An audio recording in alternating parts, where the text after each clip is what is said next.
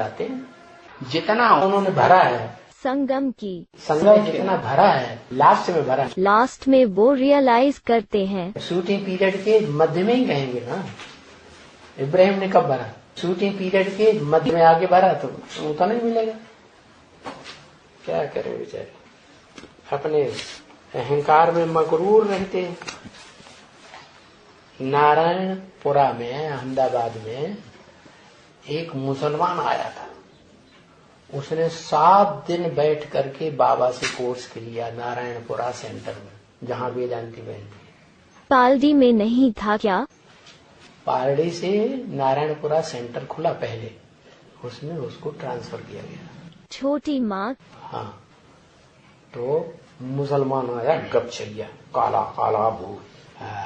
तो वो ब्रह्मा को ये डर गई उसे देख के। अच्छा। हाँ, उन्होंने हमको सौंप दिया। बाबा ने समझाया, सारी बातें मान गया।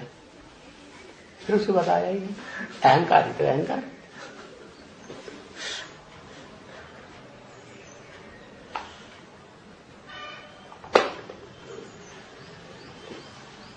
उसके बाद तो फिर नारायणपुरा में ही दूसरा सेंटर खोला, उसी मोहल्ले में। नारायणपुरा चौराहा है, उसकी एक रास्ते पर नारायणपुरा सेंटर पहला नंबर, और दूसरा रास्ता जो जाता था उसमें दूसरा सेंटर खुल गया। तो उसमें वो चंद्रिका बहन इंचार्ज बनी, वेदांती बहन चली गई थी अफ्रीका में। हाँ, उसने उठा करके नीचे फेंक दिया। तब से द्वैतवाद शुरू हो गया। चंद्रिका बहन ने आर्डर दिया भाइयों को, इसको उठा के फेंक। तो किसी ने हाथ पकड़ा दाया, किसी ने बाया, किसी ने टांग पकड़ी दाई, किसी ने बाई, किसी ने सर पकड़ा और उठा करके दूसरी मंजिल से नीचे ग्राउंड फ्लोर में सीढ़े के नीचे डाल दिया। अब 2 आदमी मुस्टंडे खड़े हो गए, अंदर न जा पाए। दूसरी मंजिल ने उठा करके सीढ़ियों से लाए नीचे और नीचे रख दिए। तो फेंक देना ही हुआ ना, हमारे काम की चीजें नहीं।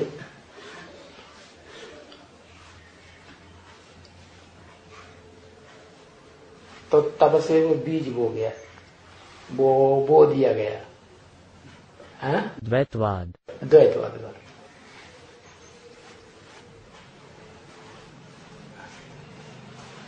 तभी बाबा जा करके कंप्लेंट दिए क्या? पब्लिक की संस्था से कैसे हमको बाहर किया जा सकता है? जब रजिस्टर्ड संस्था है सरकार में, तो सरकार के जितने भी प्रजातंत्र में प्रजाजन हैं, उनको आने जाने की स्वीकृति रहनी चाहिए ना। तो हमको स्वीकृति क्यों नहीं दी? केस किया जाए, FIR दर्ज कराए, कोई नहीं सुनने वाला। मैं डांट दिया हमको थाना इंचार्ज, क्योंकि प्रभावित था। उसी साल बहुत बड़ा मेले का प्रोग्राम हुआ था। दिल्ली का पहला प्रोग्राम मेले का और दूसरा प्रोग्राम अहमदाबाद में। बहुत बड़ा प्रोग्राम अहमदाबाद में किया गया, आधी पब्लिक ने देखा। पुलिस तो प्रभावित थी। इतना बड़ा मेला किया है तो प्रभावित ही होंगे। है नहीं सुना। फिर पालड़ी सेंटर में गए, वहां क्लास किया कुछ दिन, वहां भी मना कर दिया, दरवाजे पर भी नहीं घुसने दिया। फिर वहां भी थाने में रिपोर्ट की, नहीं सुनवाई हुई। फिर तीसरे सेंटर में कांकरिया में खुला, तो वहां का पठान एक दरोगा था, उसने कहा ये FIR दर्ज तो हम करेंगे, लेकिन तफ्तीश करेंगे पूरी। तो बुद्धू तफ्तीश करने गए तो उन्होंने बोर्ड लटका दिया, ये कोई सार्वजनिक संस्था नहीं। और बोर्ड पढ़ के वहां का बुद्धू जी लौट आए थाने में। हमसे बताया, उन्होंने तो लिख दिया ये कोई सार्वजनिक संस्था नहीं।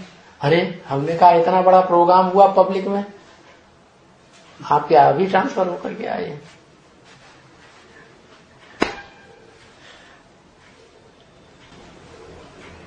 तो हमको जहाँ हम रह रहे थे लल्लू काका के यहाँ श्रीनाथ सोसाइटी में, उसमें एक वकील था पड़ोस वाला, उससे मिलने गए। उसने कहा यहाँ आपकी कोई सुनेगा नहीं, ये गवर्नमेंट ही भ्रष्टाचारी गवर्नमेंट है, इसलिए आप अपने घर चले जाइए, वहीं गीता पाठशाला खोलिए और अपनी सच्चाई लोगों को बताइए। आप में सच्चाई में दम होगी तो दुनिया आपकी बात सुनेगी। बस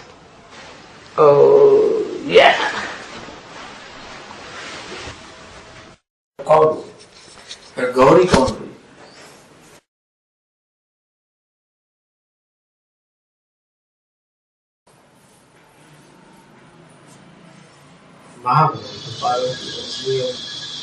गौरी कौन? काशी माँ। गौरी क्यों नहीं? सतयुग त्रेतायुग में तो इनका संगी साथी विजयमाला से होगा, बाप थोड़े ही रहेंगे। सतयुग त्रेता थोड़े यहाँ, सतयुग त्रेता एक ही रहता है। बाप थोड़े ही रहेंगे। ओहो, 21 जन्म की बात वहाँ सतयुग से ही तो शुरू होती है। सतयुग त्रेतायुग में जो 21 जन्म का साथी है वो प्लस बाप तो 2 हुए ना। 21 जन्म का ये साथी तो सबका कॉमन हो गया, इसकी तो बात ही कॉमन कैसे हो गया? ये 4.5 ये जितने भी कन्याएं होंगी, चाहे विजयमाला की हो चाहे ऋतुमाला की हो, सबका साथी हो गया ना, सबका साथी एक ही हो गया ना, उसकी तो बात ही सुन। 21 जन्म तक थोड़े ही एक हो गया। हाँ तो 21 जन्म वहाँ सतयुग से भी तो होते हैं, त्रेता जन्म। अब इस जन्म को छोड़ दो, हाँ विजयमाला से उनका आएगा साथी, रोज विजयमाला से सभी साथी, वही तो 21 जन्म का होगा बस। फिर द्वापर कलयुग में काशी में भी शंकर जी की प्यारी लगी। और लक्ष्मी के लिए न तो रहू कुंवारी न तो सन्यासी बन के रहेगी, तो उनके लिए केवल होगा तो बाप, नहीं तो सन्यासी। इसीलिए तो महागौरी है ना। लेकिन गौरी का पाठ काशी माँ का। क्योंकि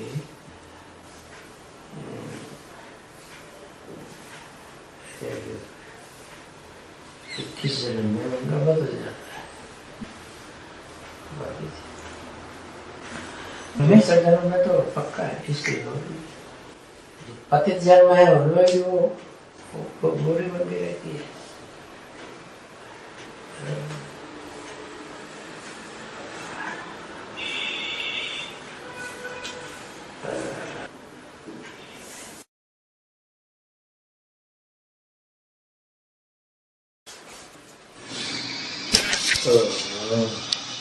आधार नहीं कि तुम ही रखवारे हो, ऐसा होना चाहिए। क्या मतलब है इस गीत का? तुम्हें मेरे माँ करो, तुम्हें पिता करो, तुम्हें मेरे सबका सर्व संबंध तुम्हारे से है। जिनको कुछ और आधार, जिनको दुनिया में कोई आधार नहीं है, कोई आश्रय नहीं, तुम्हें ही हमारे आश्रय हो, तुम ही हमारे रखवारे हो। ऐसा सरेंडर वर्ग में होना चाहिए। ऐसा होना चाहिए सरेंडर। ये क्या हम घर चले जाएंगे, हम घर चले जाएंगे, मम्मी पापा हमको अभी तक भी परवरिश कर रहे हैं। सारी जिंदगी मम्मी पापा जीवित रहते,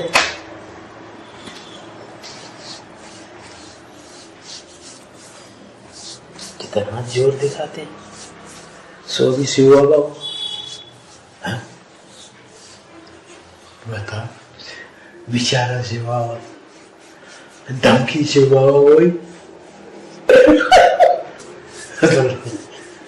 कोई ऐसा मेरा लट्ठू मेरा, उसको धमकी दे दे भाई।